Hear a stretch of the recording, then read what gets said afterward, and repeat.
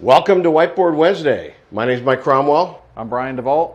If you were going to represent the speed or the pace at which enterprises typically adopt cybersecurity posture and the mature it throughout the life cycle, right? I mean, it's probably starts down here because it's more visible at the tactical level, right? But the learning curve, probably goes, something like this. It's probably going to flatline a little bit, and then they're going to achieve a high level of operational maturity, right? So let's say here's our baselines, right?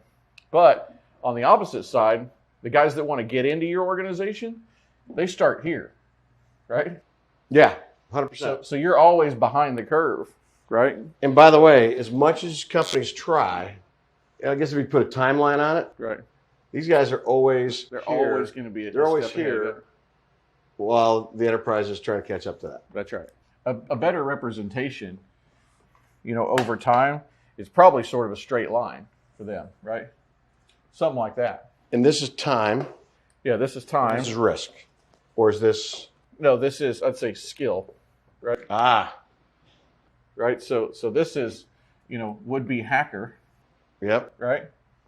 Who is going to start out doing some basic testing. He's going to try to test RDP against your environment. He's going to run some port map scans against your firewalls.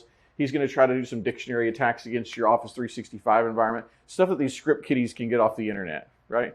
And you can reasonably protect yourselves from some of those things with like policies inside your SaaS application provider, right? I can go in here and say, if somebody tries to log in 5 times and fails, lock their account out, right?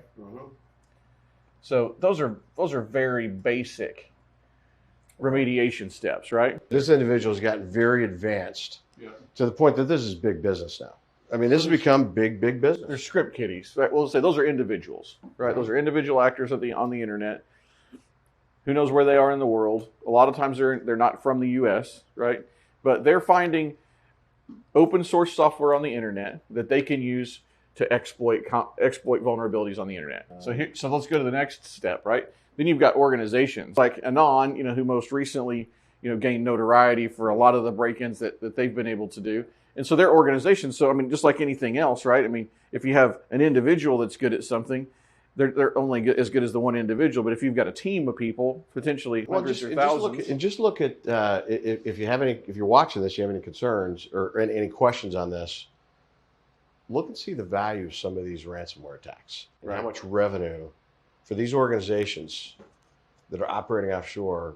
It's become a big business. Oh, it's a $1 billion business. Because companies that have a weak infrastructure have to pay it to survive. I mean, Then you have, I think, something that I would call a cyber warrior, right? That's somebody that's more motivated by politics or cultural issues or other things where they're going to go attack a specific organization, right? Because they have an agenda, right?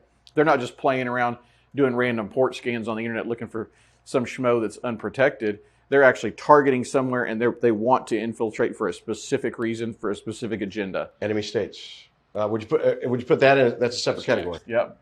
Yeah. So then you have, I would say, cyber, and you could either say armies or you could say what I'll call. I think they're two different things. I think it's warfare. Yeah.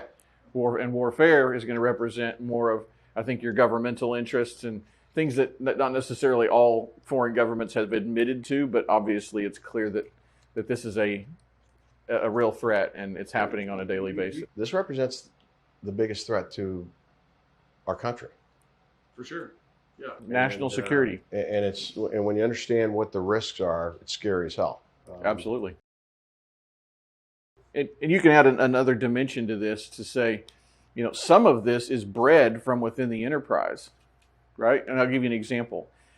If I'm a part-time script kiddie or an organization of someone that a lot of these people do this as a hobby, and sometimes breaking into an organization's infrastructure is part of them testing themselves. It's like a badge of honor. It's like a badge of honor. They're seeing if they can do it. They're honing their skills to say, okay, I wasn't able to get past this threat detection system, but let me try this other mechanism or method and see if I can get there. And then once they achieve success, then that's the badge of honor that you're talking about.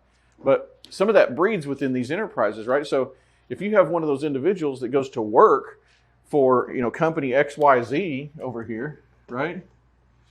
And let's say that he's in, let's say like a network infrastructure or system administrator position, and he figures out that, this company, falls short here, falls short here, falls short here, falls, short here, maybe checks this box and maybe checks this box and falls short here.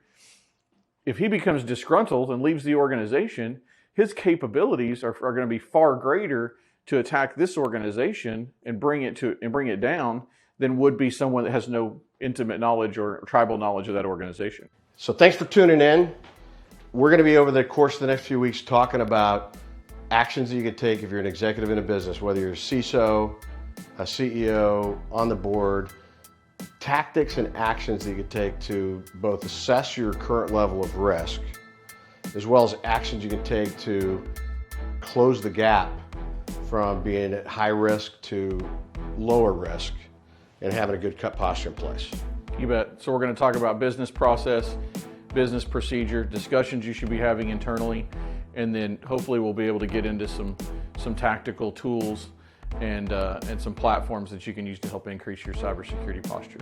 And if you haven't already talked to an MSSP, reach out to Netrio. We are certainly here to help. And we can also walk you through what are things you got to look for if you're needing help today and you want to enlist an MSSP. Objective things that you ought to be looking for, tools that you can use to help assess your current level of risk.